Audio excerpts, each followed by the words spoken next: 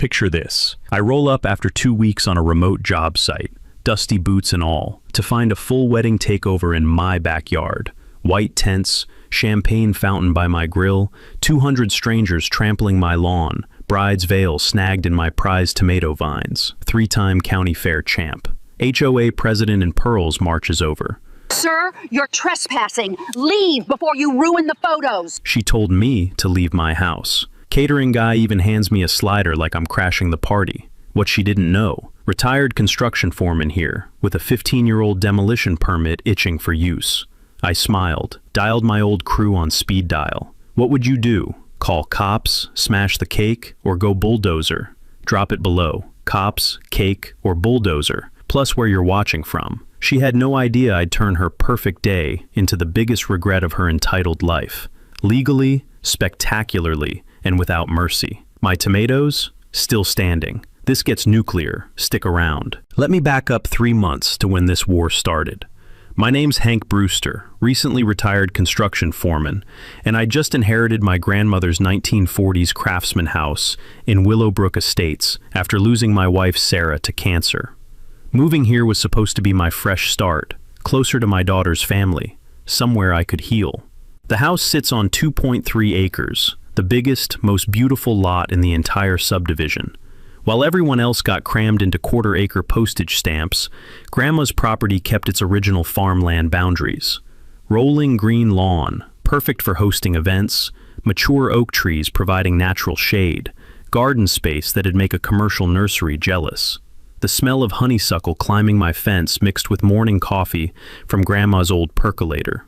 The satisfying crunch of gravel under my work boots as I walk the property line, planning renovations. The sound of wind chimes hanging from the oak tree where Sarah and I got married 20 years ago. Even the feel of original hardwood floors, solid as bedrock under my feet. Everything about this place screamed peace and possibility. Too bad my backyard screamed something else to the neighborhood vulture. Dollar signs. Enter Priscilla Blackthorne, 52-year-old HOA president and self-appointed neighborhood dictator. Perfectly coiffed blonde hair that never moved in wind, designer clothes that cost most people's car payments, drives a white BMW like she's personally delivering divine judgment. She's married to the subdivision developer's nephew and lives in the biggest house on the fancy cul-de-sac, where her kitchen window has a perfect view of my property. More importantly, she's a real estate agent who specializes in event planning consultation, whatever the hell that means. The harassment began my second week. I'm replacing Grandma's rotted deck boards when I hear the sharp staccato of stilettos on concrete. Priscilla marches up my driveway like she's serving a federal warrant, clipboard clutched like a weapon, measuring tape draped around her neck like a stethoscope. Mr. Brewster, your property violates 17 current subdivision standards. 17. She'd actually walked my entire lot with a ruler. The violation notice was a masterpiece of manufactured authority. Mailbox wrong style, $75 weekly. Fence 2 inches too tall, $100 weekly. Garden shed wrong color, $50 weekly. Driveway exceeds width specifications, $75 weekly. Each infraction carried escalating fines until corrected to HOA standards. Total weekly damage, $450 until I surrendered to her aesthetic dictatorship. These features existed before your HOA was even founded, I said, holding the paper that reeked of her expensive perfume. Grandfather clauses require proper documentation, filing within 60 days of covenant updates. Your grandmother failed to submit the paperwork in 2019. That smile could have frozen hellfire. Pay the fines, or we'll place a lien on the property. Here's what made my blood pressure spike. I spent the next weekend walking the subdivision with my own measuring tape. Priscilla's brother-in-law had an identical fence violation, no citations. Her realtor buddy had the same mailbox style, no fines. 3 newer residents had banned garden decorations covering their lawns. Somehow those violations were under review. But my 75-year-old features that predated every rule in her book, those were community cancer requiring immediate amputation.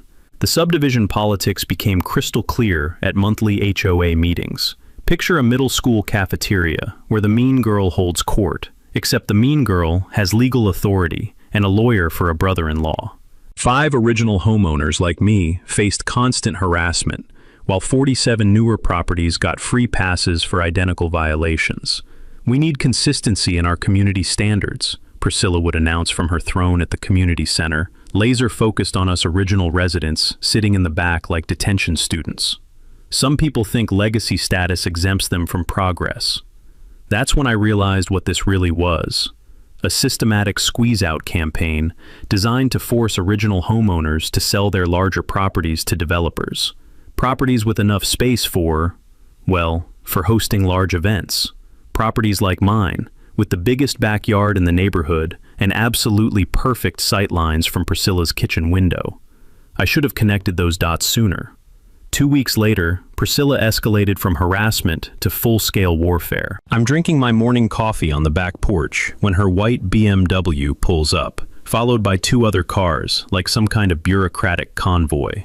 Out step 3 women with clipboards, measuring tapes, and cameras, the HOA equivalent of Navy SEALs, if SEALs wore designer heels and carried purses. "Good morning, Hank," Priscilla calls out, waving like we're old friends. "Time for your comprehensive property compliance assessment." The lead inspector, a sharp-faced woman who introduced herself as Sandra from Community Standards, immediately started photographing everything that cast a shadow. My fence, my shed, the spacing between my deck posts, even the bird feeder hanging from my oak tree. The mechanical click whir of her camera shutter, mixed with the relentless scratching of pens on clipboards as they documented every supposed transgression against suburban perfection. "Sir, this garden shed exceeds allowable square footage by 12%, Sandra announced, measuring my grandfather's tool shed that had weathered 75 Michigan winters without complaint. "And this driveway width violates current setback requirements," added Inspector Number 2, stretching her tape measure across concrete I'd poured with my own hands just last month. The smell of fresh mulch from my vegetable garden couldn't mask the stench of manufactured authority. These women were creating violations faster than a ticket quota cop on the last day of the month. Priscilla supervised from a safe distance, occasionally pointing out areas of concern, while her clipboard brigade did the dirty work. When they finished their documentation assault, she handed me a manila envelope thick enough to stop a bullet. "Congratulations, Hank. You've just set a new subdivision record. 23 violations. Everything from non-approved fence staining to unauthorized decorative elements. Apparently my American flag qualified as unsanctioned decoration. Total weekly fines, $1,847 until corrected, plus $200 in professional assessment fees for the privilege of being harassed on my own property. 30 days to achieve full compliance," Priscilla said, her smile sharp enough to cut glass. "Otherwise, we file a lien and begin foreclosure proceedings." That's when something my old foreman taught me echoed in my head. When someone's trying this hard to screw you, they're probably screwing themselves too. He'd been talking about contractors who nitpicked every detail to hide their own shoddy work, but the principle seemed relevant. So that afternoon, I decided to conduct my own property assessment. Armed with my measuring tape and camera, I took a leisurely walking tour of Willowbrook Estates to see what violations Sandra's eagle eyes might have missed elsewhere. The results were absolutely stunning. House 47 had an identical fence, same height, same stain, same setback violations, but somehow 0 citations. The corner house where the developer's cousin lived featured a driveway actually wider than mine and decorative fence extensions that clearly violated every height restriction on the books. 0 violations on record. But the real comedy gold was Priscilla's own house.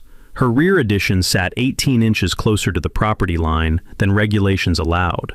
Her decorative fence exceeded height limits by 4 full inches. She had unauthorized landscape lighting that would have made Las Vegas jealous, plus a hot tub installation that violated every setback rule in her own enforcement manual. Total violations for the HOA president's property, 0. Apparently the rules were more like guidelines when your name was on the letterhead. I spent the next weekend creating what I privately called the Willowbrook Violations Database. GPS coordinates, measurements, photographs, and violation codes organized in a spreadsheet that would have made my old project managers proud. Then I remembered something from my contractor days. Municipal inspectors hate selective enforcement almost as much as they hate bad coffee. It makes their job harder and opens them up to discrimination lawsuits. So I filed a formal complaint with the city planning department, documenting 43 identical violations across the subdivision that had been enforced based on one criterion: whether you kissed Priscilla's ring or not. The crunch of gravel under the city inspector's truck tires 3 days later was sweeter than Christmas morning. Mr. Rodriguez, a 30-year veteran of municipal code enforcement, spent 4 hours documenting what I'd already discovered. When he finished, he closed his official notebook with the satisfied snap of someone who'd found exactly what he was looking for. "Mr. Brewster, this is textbook selective enforcement," he said. "In 30 years, I've never seen violations this blatantly discriminatory. Someone's weaponizing municipal codes for personal vendettas." Within a week, I received official notification. All HOA violations issued in the past 6 months were suspended pending investigation. All fines were voided. All foreclosure threats were declared null and void. The beautiful irony? Priscilla received her own violation notice for that 18-inch setback violation. Turns out municipal inspectors measure everyone with the same ruler once you get their attention. But I should have known this victory was temporary. Women like Priscilla Blackthorne don't retreat after the first counterattack. They regroup, call reinforcements, and come back swinging harder. Priscilla's revenge came with a $3,000 suit and a briefcase full of legal threats. Marcus Blackthorne, Esquire, her brother-in-law, and the HOA's attack dog showed up at my door like he was serving a federal warrant. The sharp bite of his expensive cologne couldn't mask the smell of desperation as he handed me an envelope thick enough to stop a bullet. "Mr. Brewster, you're being served with a cease and desist order. My advice? Comply immediately, or this gets very expensive very fast." The letter was pure legal intimidation porn. Apparently, my systematic harassment of board members constituted defamation, stalking, and interference with legitimate business operations.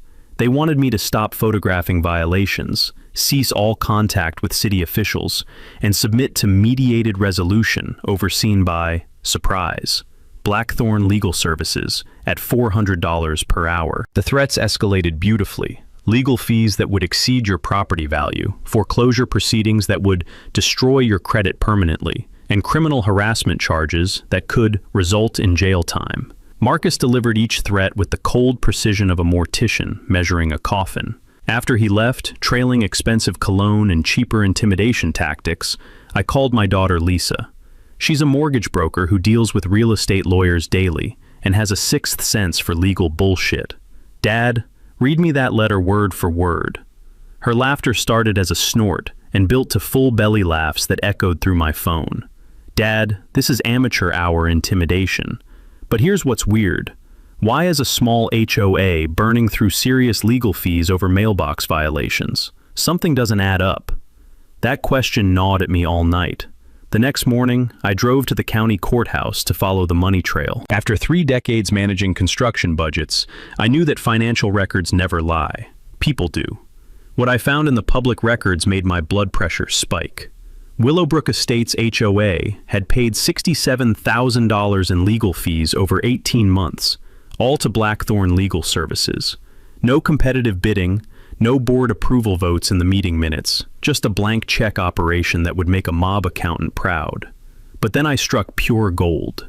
While researching the original HOA and corporation documents from 1978, I discovered something that changed everything. My property wasn't even legally included in their jurisdiction. The original survey had screwed up the boundary lines, placing my 2.3-acre lot in the adjacent county township instead of the subdivision proper. For 40 years, I'd been paying HOA dues and following rules that legally didn't apply to my property. Priscilla had been running a protection racket on land she had no authority over. The musty smell of old documents in the courthouse basement mixed with my growing excitement as I photocopied every relevant survey map and incorporation filing. This wasn't selective enforcement anymore. This was fraud. I hired Mrs. Kowalski, a 73-year-old retired surveyor who'd worked on the original subdivision plat. She spent 2 days with her transit equipment, muttering Polish curses at whoever had botched the boundary work in the Carter administration. "Hank, your lot is definitely county jurisdiction, not township," she confirmed, tapping survey stakes that hadn't moved since disco was popular. These people have been collecting money and issuing violations for decades on property they don't legally control. Armed with this nuclear information, I filed a jurisdictional challenge with the county clerk and demanded the HOA provide documentation of their legal authority over my specific property, something they'd apparently never bothered to verify in 4 decades of operation. Marcus Blackthorne's response was swift and panicked. Instead of providing documentation, he filed an emergency motion claiming I was engaging in vexatious litigation and undermining legitimate community governance through frivolous technicalities. Translation in plain English: they had no documentation because they'd never checked their own legal authority. Word spread through the neighborhood like wildfire in August. 3 other original homeowners approached me privately with their own violation nightmares. Mrs. Patterson had paid $3,400 in fines for a pergola older than the subdivision. Mr. Ryan faced foreclosure threats over a garden shed that predated every rule in their book. Each had been told the same thing: pay up or lose everything. That's when the beautiful irony hit me. While threatening me with legal consequences, Priscilla and Marcus had been systematically extorting elderly homeowners using authority they didn't legally possess. Every fine, every threat, every legal fee, all based on jurisdiction they'd never bothered to verify. The sound of evening crickets mixing with distant highway traffic provided the perfect soundtrack as I planned my counterattack. These people thought they could bury me in legal paperwork and intimidation tactics, but they'd made one catastrophic mistake. They'd picked a fight with someone who actually reads the fine print, and the fine print was about to destroy their entire operation. Time to see how tough they were when fighting on an actual level playing field, instead of their imaginary legal kingdom. Priscilla's next move was pure social warfare, and it started with my morning newspaper disappearing for 3 straight days. When I finally caught the delivery guy, he apologized nervously and said he'd been redirected to skip my house due to neighbor complaints about noise disturbances. What noise? I was the quietest guy on the block. That's when I realized Priscilla had weaponized the entire neighborhood infrastructure against me. She'd formed something called the Willowbrook Community Standards Committee, basically a homeowner vigilante group dedicated to making my life miserable through 1,000 tiny cuts. The harassment was impressively coordinated. My trash pickup got, accidentally, skipped twice. The postal carrier started leaving packages at the wrong address because of address confusion. Even the lawn care service that handled half the subdivision suddenly couldn't find my house on their route schedule. But the real psychological warfare happened at social gatherings. The sharp whispers and sudden conversation stops when I walked past groups of neighbors chatting by their mailboxes. The way newer residents would cross the street rather than make eye contact. The community barbecue invitation that somehow never made it to my mailbox while reaching everyone else on my street.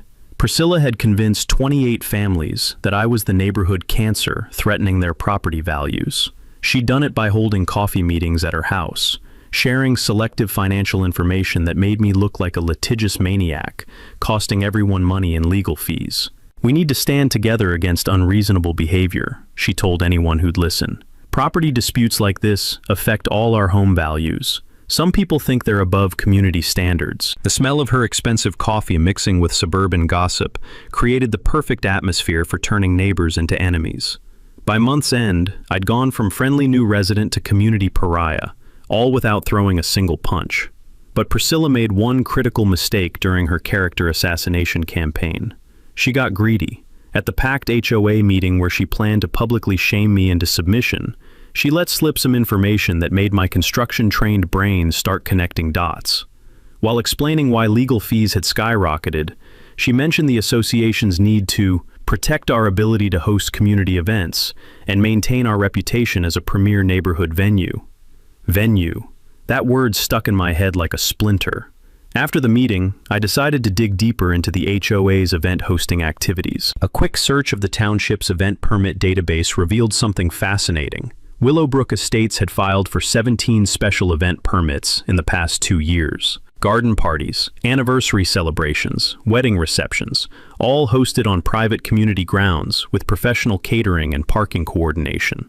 The permits listed contact information for event coordination: Priscilla Blackthorne, Community Relations Director.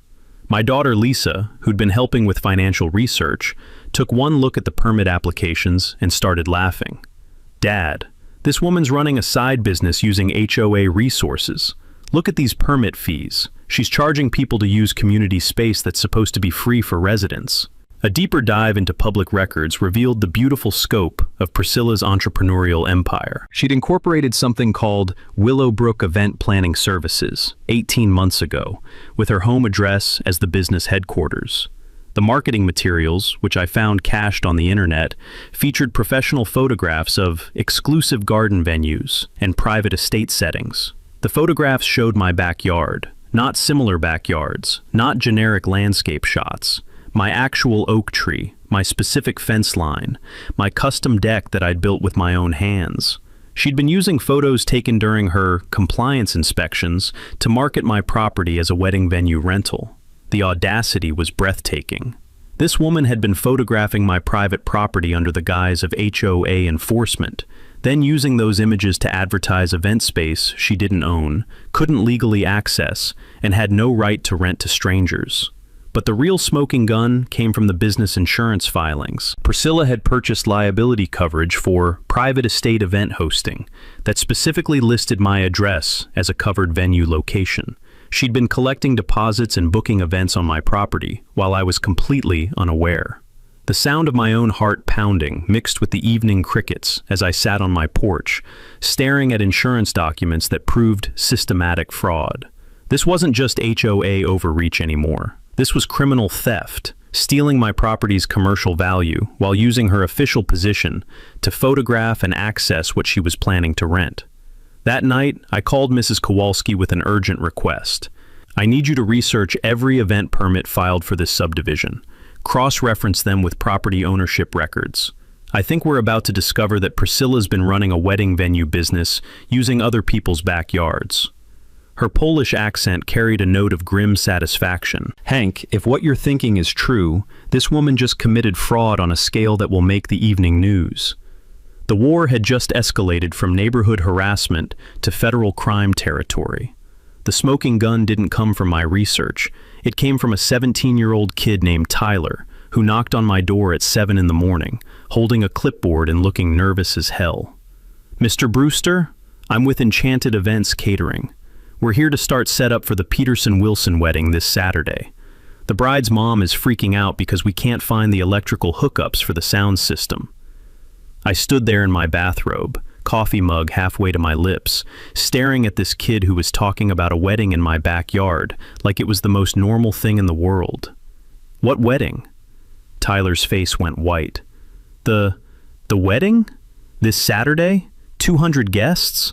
We've got the contract right here for Willowbrook Manor Estate. He showed me a professional event contract with my address clearly printed at the top. The sharp smell of panic sweat mixed with his cheap cologne as the reality hit both of us simultaneously. This kid thought he was setting up at a legitimate venue. I was looking at evidence of massive fraud. Son, this is my house. Nobody authorized any wedding here. Tyler's hands started shaking as he fumbled through his paperwork. But we already delivered the rental chairs yesterday. The tent company is coming at noon. The bride's family paid $15,000 for exclusive venue access. $15,000 for my backyard. While I had no idea it was even happening, I invited Tyler inside and poured him coffee while he called his supervisor. The conversation I overheard made my blood pressure spike into stroke territory. Apparently, Enchanted Events had been working with Willowbrook Event Planning Services for over a year, catering dozens of events at private estate venues throughout the subdivision. When Tyler hung up, his face was the color of week-old lettuce. Mr. Brewster, my boss says we've got contracts for 3 more events here next month. A corporate retreat, an anniversary party, and another wedding. Total value, $43,000 in bookings. That's when Mrs. Kowalski arrived for our morning coffee, took one look at the catering paperwork spread across my kitchen table, and started laughing like someone who just watched their enemy step on a landmine. Hank, this is beautiful. She's not just committed fraud. She's created a paper trail with multiple businesses, signed contracts, and insurance liability. This woman has documented her own crimes in triplicate. The evidence Tyler provided was devastating. Professional event contracts listing my property as Willowbrook Manor Estate. Liability waivers signed by hundreds of wedding guests who'd celebrated on stolen property. Insurance claims filed for damages to venues Priscilla didn't own. Even credit card processing records, showing thousands in venue rental payments flowing to her personal accounts. But the real power shift came when Tyler made another call, this time to the Peterson family to explain why their dream wedding was about to become a legal nightmare. The conversation lasted 20 minutes, and I could hear the bride's mother screaming through the phone from across the room. "They're threatening to sue us for the deposits," Tyler said when he hung up. "But they're also talking about pressing criminal fraud charges against whoever sold them a venue that doesn't exist." Mrs. Kowalski pulled out her phone and started recording. "Tyler, I need you to repeat everything you just told us, on camera, for the police report we're filing this afternoon." As Tyler detailed Priscilla's systematic fraud operation, I realized the beautiful irony of the situation. Her months of harassment had been designed to drive me away so she could use my property commercially without interference. Instead, she'd given me front row seats to watch her entire criminal empire collapse in real time. The war was over. Priscilla just didn't know it yet. Saturday's wedding was going to be very educational for everyone involved. The moment Tyler drove away with his catering equipment and shattered faith in venue contracts, I sat on my porch with a beer and started planning the most beautiful destruction of my construction career. This wasn't about revenge anymore. It was about protecting innocent families from financial ruin while giving Priscilla the public education she deserved. My phone buzzed with a text from my old demolition buddy, Jake Morrison. "Heard through the grapevine you might need some heavy equipment therapy. What's the situation?" I called him back, and the man's laughter when I explained the wedding venue fraud sounded like a diesel engine rumbling to life. "Hank, you magnificent son of a bitch, you're asking me to legally demolish someone's criminal operation using municipal authority? It's like Christmas, my birthday, and the 4th of July wrapped in one beautiful package." Jake had been handling emergency municipal repairs for 15 years, which gave him the legal authority to declare potential septic emergencies whenever unauthorized commercial activity might contaminate groundwater. All perfectly legitimate under county health codes, especially when concerned homeowners reported possible contamination from unpermitted large gatherings. "Saturday morning, 6 a.m. sharp," he promised. "I'll bring the biggest excavator that'll fit through your gate. Nothing says venue temporarily unavailable, like heavy machinery blocking the driveway." The sweet smell of diesel exhaust from Jake's preliminary site visit mixed with my growing excitement as we coordinated the technical details. Emergency septic inspections could legally shut down any property for up to 72 hours if contamination risks were identified, and hosting commercial events without proper sewage capacity definitely qualified as contamination risk. My daughter Lisa called with updates from her coordination with the Peterson family's attorney. "Dad, they're devastated, but cooperating fully with the fraud investigation. The bride's mother wants Priscilla arrested, the father wants his $15,000 back, and the bride just wants someone to pay for the therapy she's going to need." Lisa had also discovered something beautifully ironic. Priscilla's event planning business had never obtained basic commercial permits, no business license, no commercial insurance that actually covered the properties she was renting, no health department approval for large food service operations. She'd been running a completely unlicensed commercial operation using stolen venues. "Here's the legal beauty," Lisa explained. "When you operate an unlicensed business on property you don't own, every transaction becomes fraud, every deposit becomes theft, every event becomes criminal trespassing with commercial intent." Mrs. Kowalski arrived with coffee and coordination updates from her municipal connections. "Hank, building inspectors will be here at 7 a.m. for emergency structural assessment. Turns out hosting 200-person events on residential property requires commercial building permits, which your property obviously doesn't have." The building department had been very interested to learn that someone was hosting large commercial gatherings without proper structural engineering assessments. Residential foundations aren't designed for commercial event loads, and liability concerns required immediate official inspection. But the real strategic masterstroke came from my neighbor Rodriguez, who'd alerted Channel 7's Consumer Protection Unit about systematic venue fraud targeting elderly homeowners. "Brother, they're sending an investigative team Saturday morning to document the fraud in progress. Nothing exposes criminals like live television coverage." Thursday evening, I positioned security cameras around the property perimeter to document every aspect of the fraud attempt. The motion-activated system would capture anyone who entered my land without permission, creating permanent evidence of criminal trespassing for commercial purposes. The soft electronic hum of cameras activating mixed with evening cricket songs as I tested the recording angles. Friday brought final preparations that felt like loading ammunition for the most satisfying battle of my life. Jake delivered staging equipment behind my tool shed, concrete barriers, emergency signage, and a portable office trailer for the inspection coordination team. The sharp bang of metal equipment being positioned echoed across my yard like gunshots, announcing the coming war. The coordination timeline was beautiful in its precision. 6 a.m. excavation team arrival, 7 a.m. building inspectors, 8 a.m. health department officials, 8:30 a.m. Channel 7 news crew, 9 a.m. wedding vendor arrivals, expecting to access a venue that would be completely surrounded by official investigation activity. Every inspection was absolutely legitimate. My septic system genuinely needed evaluation after discovering unauthorized commercial use. The foundation required assessment for potential damage from repeated heavy event equipment. Health and safety regulations absolutely applied to unpermitted large gatherings. And consumer protection journalism was definitely public interest reporting. The plan's elegant simplicity made me smile as I reviewed the final checklist. Let Priscilla's fraud operation proceed exactly as scheduled, but surround it with so much legitimate official scrutiny that the criminal activity became impossible to ignore, excuse, or cover up.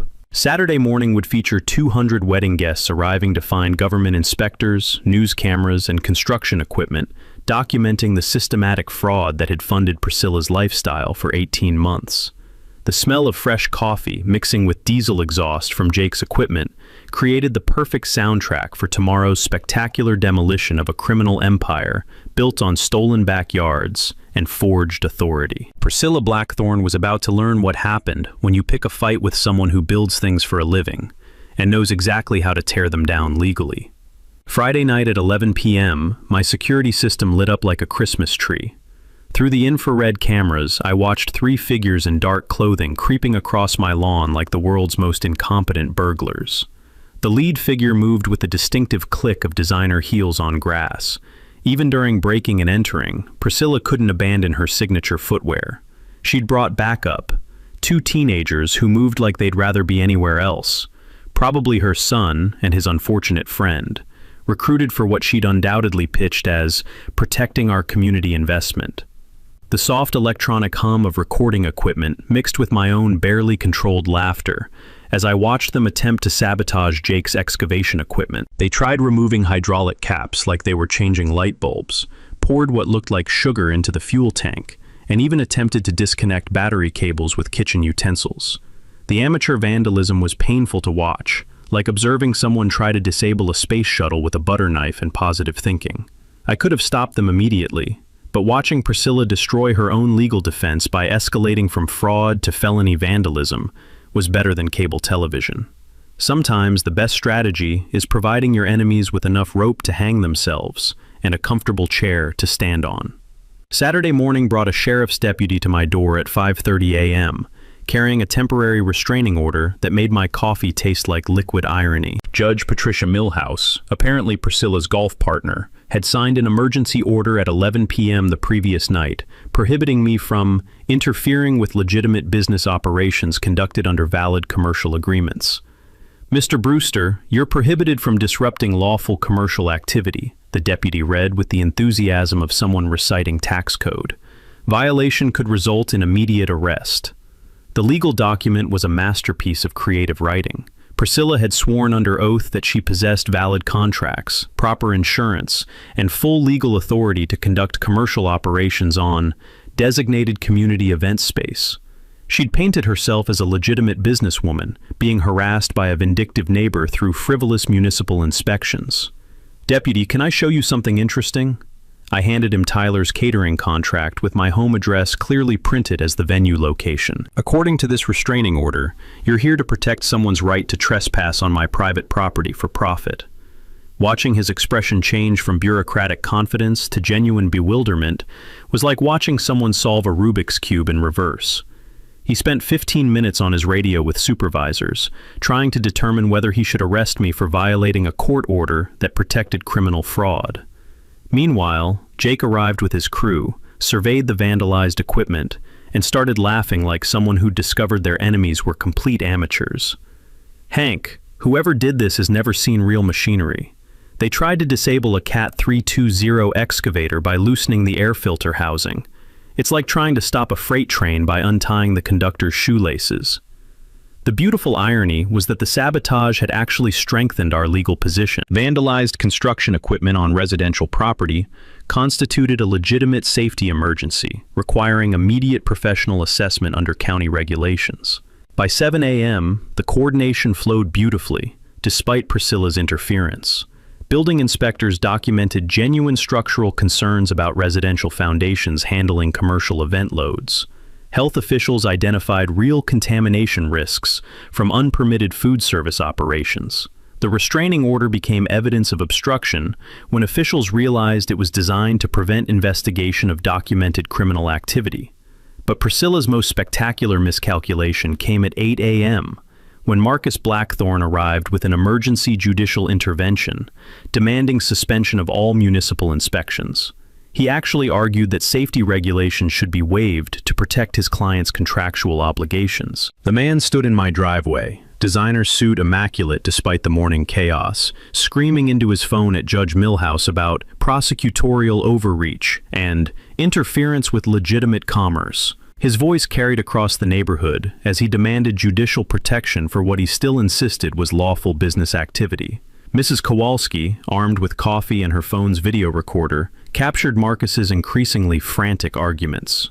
Your Honor, these inspections clearly exceed municipal authority and constitute retaliatory harassment of my client's established commercial operations. When Channel 7's news van rounded the corner with cameras rolling, Marcus discovered the urgent need to be elsewhere immediately. Watching a $500 per hour attorney flee from reporters asking basic questions about venue rental fraud was better entertainment than anything Netflix had produced recently. The smell of morning coffee mixed with diesel exhaust and the intoxicating scent of a criminal conspiracy collapsing under its own weight. Every desperate countermove had made Priscilla's situation worse, creating additional felony charges while documenting her awareness of the criminal activity. Standing on my porch, watching municipal inspectors, news crews, and excavation equipment converge, while Priscilla's legal team abandoned ship, I realized the beautiful truth. Transparency is kryptonite to corruption, and sunlight is the world's most effective disinfectant. The first wedding guests would arrive in 45 minutes to discover their dream venue had become ground zero for a fraud investigation. Priscilla's final desperate gambit arrived at 8:30 a.m. in the form of 3 county commissioners, 2 state representatives, and enough political pressure to crush a small municipality. She'd spent Friday night calling in every favor, making every threat, and apparently promising every bribe necessary to shut down the investigation before the wedding guests arrived. Commissioner Bradley Walsh, a man whose campaign signs I'd seen in Priscilla's yard for 6 years running, marched across my lawn like he was personally delivering divine judgment. The sharp staccato of his dress shoes on gravel mixed with his booming voice as he announced that all municipal inspections were being temporarily suspended pending review of jurisdictional authority. Mr. Brewster, you've caused enough trouble for our community, he declared, waving official-looking paperwork. These frivolous complaints are wasting taxpayer resources and interfering with legitimate business operations. Behind him, State Representative Karen Duffy nodded along like a dashboard bobblehead, clearly uncomfortable, but committed to supporting her donor's emergency request. The sweet morning air carried the stench of political corruption as 5 elected officials tried to shut down a criminal investigation to protect their campaign contributors' fraud operation. But they'd made one catastrophic miscalculation. Channel 7's investigative team was already filming. What Priscilla didn't know was that my neighbor Rodriguez had done more than just contact local media. His activism network included investigative journalists from 3 different news organizations, plus a documentary filmmaker who specialized in municipal corruption cases. The consumer fraud story had evolved into a live expose of political interference with law enforcement. Reporter Sarah Ryan from Channel 7 stepped forward with her cameraman rolling. microphone ready for what would become the most watched local news segment of the year. Commissioner Walsh, are you ordering municipal inspectors to stop investigating documented fraud because the suspect contributed to your campaign? The silence that followed was so complete, I could hear my neighbor's sprinkler system 2 houses away. Commissioner Walsh's face went through several color changes before settling on a shade that matched fresh concrete. This isn't, we're here to ensure proper jurisdictional procedures, he stammered, clearly unprepared to defend political interference on live television. That's when Mrs. Kowalski emerged from my house, carrying a banker's box full of financial documents, moving with the purposeful stride of someone about to detonate a political scandal. Commissioner Walsh, I have documentation showing that Priscilla Blackthorne's event planning business has made $17,000 in political contributions to your campaigns over the past 3 years. She opened the box like a prosecutor presenting murder evidence. I also have records showing that her brother-in-law, Marcus Blackthorne, received 2 no-bid legal contracts from the county worth $63,000 since 2022. The documentary filmmaker, an intense woman named Maria Santos, positioned herself for the perfect shot as Mrs. Kowalski continued her evidence presentation. Commissioner Duffy, your husband's construction company received the contract for Willowbrook Street improvements, a project that conveniently required easement access through properties that Priscilla was trying to force into foreclosure. While the political circus performed in my driveway, Jake completed the most beautiful piece of investigative theater I'd ever witnessed. His excavation crew had discovered that my septic system showed clear evidence of contamination from unauthorized commercial food service, because apparently hosting catered events for 200 people without proper waste management permits creates actual health hazards. Mr. Brewster, Jake announced loudly enough for the news cameras to capture. This property is officially red tagged for potential contamination. No commercial activities can be permitted until full environmental remediation is completed. The building inspector, a 20-year municipal veteran who clearly despised political interference with his job, added his own devastating assessment. This residential foundation shows stress fractures consistent with repeated heavy equipment loads. Commercial event hosting on this property would violate every structural safety code in the county. But the real masterpiece was the health department's findings. Dr. Patricia Moore, the county health director, emerged from her inspection carrying soil samples and wearing the expression of someone who discovered a cholera outbreak. I'm declaring this property temporarily uninhabitable due to groundwater contamination risks from unpermitted commercial food service operations, she announced. Anyone attempting to host events here could face criminal charges for endangering public health. The smell of political careers dying, mixed with morning coffee, as 5 elected officials realized they'd just defended criminal activity on live television, while interfering with legitimate public health investigations. Commissioner Walsh attempted one final save. This is clearly an orchestrated attack on hard-working business owners who contribute to our community. Reporter, Ryan's response was surgical in its precision. Commissioner, are you saying that documented fraud should be ignored because the perpetrator contributes to political campaigns? The sound of expensive shoes retreating across gravel at maximum speed provided the perfect soundtrack as Priscilla's political cavalry abandoned the battlefield faster than French infantry at Waterloo.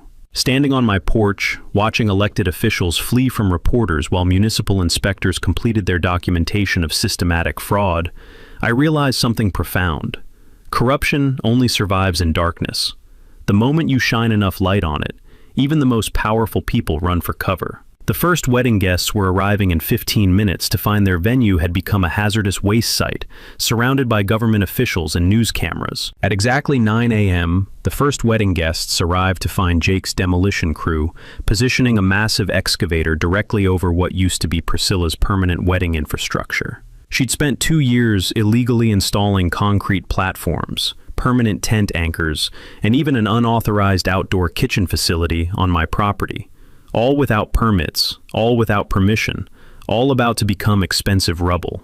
The bride's family Mercedes pulled into my driveway just as Jake fired up the hydraulic systems with a diesel roar that rattled windows 3 houses away. The bride stepped out in her $1,000 dress to witness the excavator's massive claw hovering over the concrete wedding platform, where she was supposed to say her vows in 20 minutes. "Excuse me," the bride's father shouted over the engine noise, waving his arms at Jake. "We're here for the Peterson-Wilson wedding. What's happening to our venue?" Jake, wearing his official municipal emergency demolition hard hat, consulted his clipboard with theatrical precision. "Sir, we're removing unauthorized structures that pose immediate safety hazards to public gatherings. County Order 847B requires immediate demolition of unpermitted commercial installations."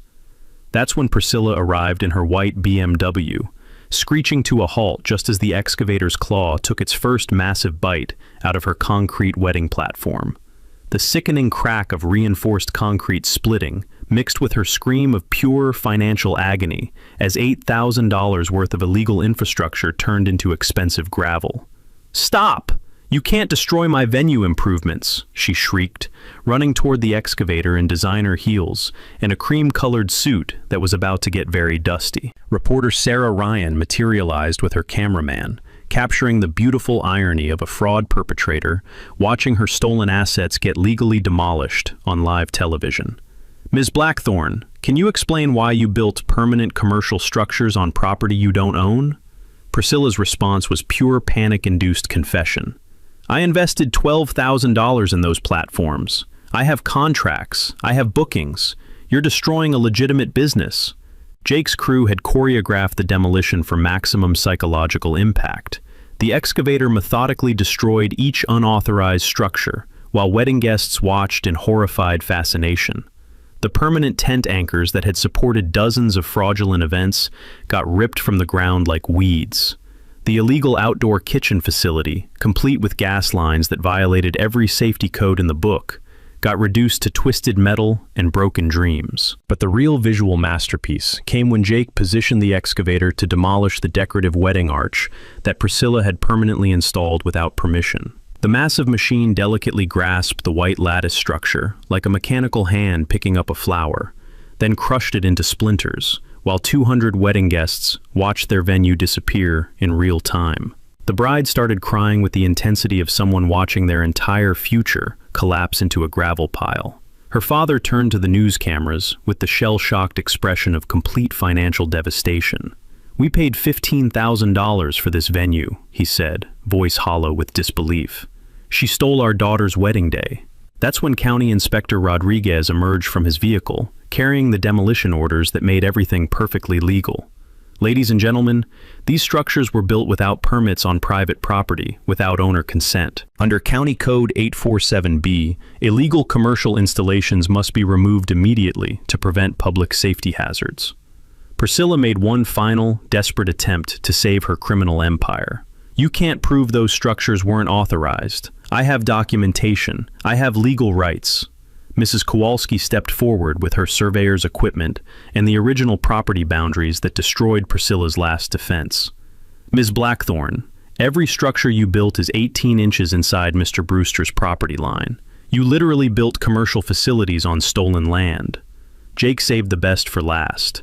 The excavator's massive claw reached for the centerpiece of Priscilla's fraud operation, a permanent concrete bar and serving station that had hosted dozens of illegal events.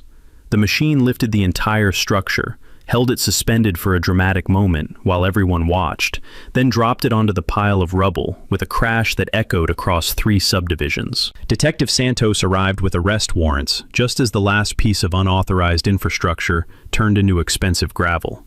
"Priscilla Blackthorne, you're under arrest for construction fraud, theft of property improvements, and operating illegal commercial facilities."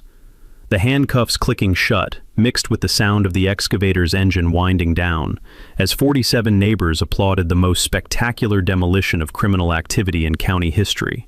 Standing on my porch, watching Priscilla get loaded into a police car while her illegal wedding venue became a pile of expensive rubble, I realized the beautiful truth about justice. Sometimes the best way to solve a problem is to tear it down completely and start over with honest foundations. The bride's family drove away to find a legitimate venue, taking with them a story about the day their wedding became evidence in a fraud trial. But my tomatoes, still standing perfectly healthy in their original location, exactly where they'd been for 75 years before Priscilla decided to steal my backyard. 2 weeks later, Priscilla Blackthorne sat in county jail on $50,000 bail, facing 14 felony charges that would make a mob lawyer proud. Commercial fraud, theft by deception, operating unlicensed businesses, tax evasion, insurance fraud, and my personal favorite, conspiracy to commit organized theft using official authority. Marcus Blackthorne discovered that defending family members in criminal cases while facing your own embezzlement charges creates what lawyers call insurmountable conflicts of interest. The state bar suspended his license pending investigation, and he suddenly found himself too broke to afford the kind of defense attorney who could have saved Priscilla from serious prison time. The financial justice was swift and beautiful. Seized assets from Priscilla's fraud operation provided full restitution to 17 defrauded couples, plus interest and legal fees. The Peterson family got their $15,000 back, and enough extra compensation to afford a legitimate venue for their daughter's rescheduled wedding. Mrs. Patterson recovered the $3,400 she'd paid in fraudulent pergola fines, plus damages for emotional distress. The HOA dissolved faster than sugar in hot coffee once residents discovered how their dues had funded systematic harassment of their neighbors. We reformed as the Willowbrook Neighbors Association with a simple charter: maintain common areas, organize block parties, and never again tolerate anyone using community authority for personal profit. Our first unanimous vote? Electing Mrs. Kowalski as president, since anyone who could expose municipal corruption with a surveyor's transit obviously had the skills to manage neighborhood affairs honestly. The monthly meetings moved to rotating houses with actual potluck dinners instead of Priscilla's corporate theater presentations. Average attendance jumped to 42 residents, who actually enjoyed spending time together without someone lecturing them about property values and community standards. My backyard became the site of genuine community events, hosted with permission and joy instead of fraud and extortion. The Peterson family asked to hold their rescheduled wedding on my property, legitimately this time, and 200 guests celebrated love instead of documenting criminal evidence. The bride's thank you note made me tear up. Mr. Brewster, thank you for saving our family from financial ruin and giving us a wedding story we'll actually want to tell our grandchildren. Jake's excavation company received so much positive publicity from the fraud exposure that his business doubled overnight. Apparently, people like hiring contractors who use heavy machinery to fight corruption instead of just moving dirt around. The state legislature passed the Willowbrook Act, requiring HOAs to disclose all commercial activities and prohibiting board members from using community resources for personal businesses. County prosecutors now have a specific legal framework for investigating HOA corruption, and 3 other subdivisions have already requested audits based on our precedent. The community voted to use Priscilla's seized assets to establish the Willowbrook Veterans Memorial Garden in the subdivision's common area. Mr. Rodriguez designed a memorial honoring local military families, with an annual scholarship fund for veterans' children pursuing construction trades or municipal service careers. The memorial dedication brought together 93 residents for the largest community gathering in subdivision history. Even former enemies worked side by side, planting memorial roses and installing commemorative benches. 6 months later, I found myself speaking at county HOA reform meetings, helping other subdivisions identify corruption and implement transparency measures. My construction background turned out to be perfect for explaining how financial accountability works to residents who'd never read a budget spreadsheet. The relationship with my daughter's family grew stronger through the ordeal. My grandson now spends weekends learning construction skills, while I teach him the difference between building things and tearing down corruption. Both valuable life skills in their own way. Last Saturday, a young couple from 2 streets over asked permission to hold their small wedding ceremony in my backyard. 50 community members attended as genuine guests. Mrs. Kowalski catered with her famous Polish pierogi, and everyone celebrated love without lawyers, fraud, or excavation equipment. From the county jail, Priscilla watched the news coverage on the common room television, probably wondering how her perfect criminal empire had collapsed so spectacularly.